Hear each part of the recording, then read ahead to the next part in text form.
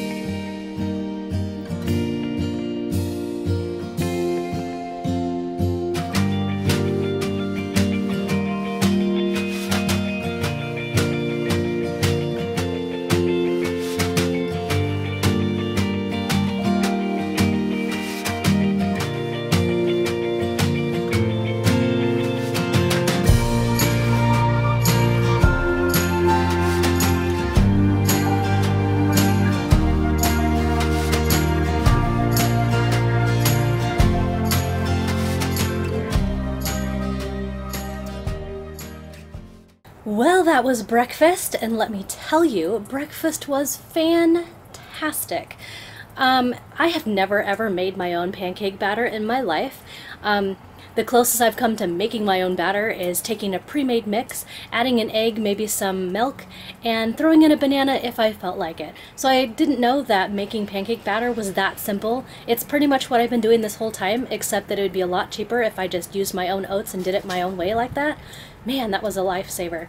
Like, we have pancakes at the house every once in a while, and that's going to be a money saver. Plus, they were better for you because they were made with oats instead of white flour, which it doesn't have as much nutritional value, like good stuff, as oats. It was nice having kind of a low-calorie option for toppings. It was just yogurt, some fruit, and I drizzled just a little bit of syrup. My family tends to do things like slathering peanut butter on it or putting butter and syrup on it, which are not really good options, but this, it wasn't too sweet. It was pretty much just right. And it was like, instead of using heavy whipping cream or something like that, we used the yogurt. And I don't know, it was a very low calorie, really good for you pancake. I was really excited about it. My homie, on the other hand, he said they were pretty good, but he felt that the oat flavor was just really too overpowering. He's the kind of guy who likes to put peanut butter on it, or he likes to put syrup and stuff on his, he doesn't like fresh fruit on his pancakes. So for him, he thought that the oat flavor itself kind of overpowered his syrup and it wasn't as enjoyable for him. But me, on the other hand, I love fresh fruit and things like that on my pancakes. So this was right up my alley for things that I like. So I'm pretty sure I'm going to try to make this on a weekend sometime for my kids to try out. Arya had a pancake of it this morning.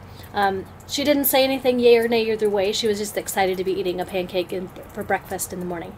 So I don't have any words of wisdom from the tiny human. But as for me, I'm full, pleasantly satisfied, not stuffed. Breakfast was good. So I guess I will see you guys when it comes to lunchtime.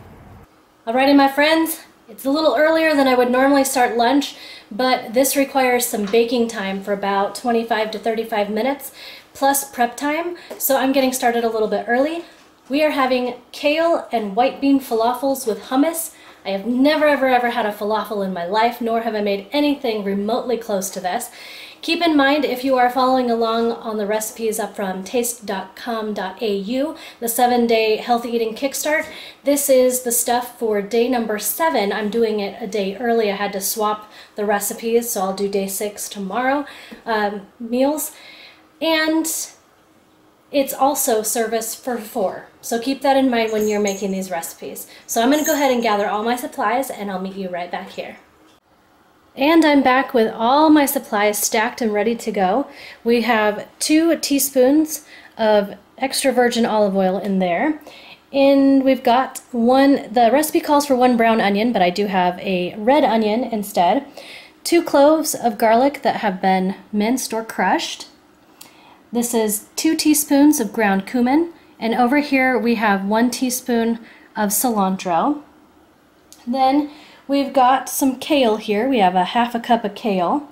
We have a 1/3 cup of breadcrumbs. The recipe calls for quinoa flakes, but I figured that'll be close enough. We have 2 cans of cannellini beans, which are white kidney beans. We're going to have to get those all rinsed and drained. I have some flat leaf Italian parsley right here, and we're going to need about a half a cup of that chopped up. We have some grape tomatoes. This is a cup worth of grape tomatoes. And then we have right here, this is going to be about a half a cup of lettuce, green leaf lettuce. And the very last thing on the list is about a half a cup of hummus. I have the Kirkland's organic hummus in the individual cups, so I'll use a half a cup of that. So we have lots of prep work to do, lots of other cooking and baking to get done to make these falafels, so I gotta get started.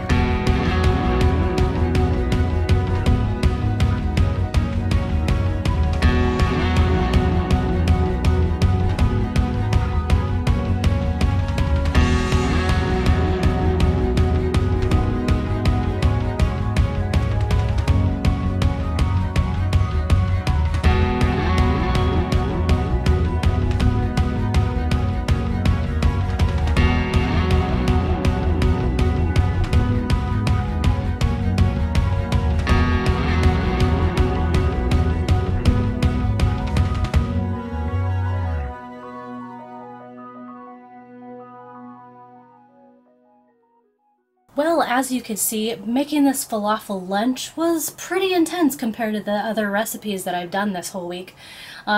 It took me from prep to table about 45 minutes, so it's probably not something I would ever do again for lunch. However, I will say falafels are interesting. Pretty good, if I'm honest. The outside was a little bit on the dry side, but because there was hummus, the hummus on there was really good. We dipped our falafel in hummus, took a bite of our a little bit of salad and a little bit of the tomatoes, and it was good. It was good, and it was juicy, and it wasn't dry. But if you ate the falafel by itself, just took a bite of it, it was quite dry. And I'm not sure what the texture of normal falafels is because I know nothing about them. But anyways, it was pretty good. Like I said, I probably would never do it for lunch because the prep time did take a long time. But it was pretty good. We had leftovers, which I'm saving at least one per child I've got so they can try it. Will joined me, and so did Aria for dinner. Or for my lunch, excuse me. They joined me, and we all cleaned our plates, so it was a win. Anyways, guys, that is everything for day number 6. I have 1 day left to go, and I will have finished my 7-day Healthy Eating Kickstart challenge here on my channel, my friends. That is so exciting, and I can't believe I've made it for that many days. That's so awesome. And so many wonderful, amazing new recipes. It's been great. Anyways, guys, go out there and be a pineapple, stand up tall, wear a crown, be sweet on the inside. Stay healthy, my friends. Mwah. Bye!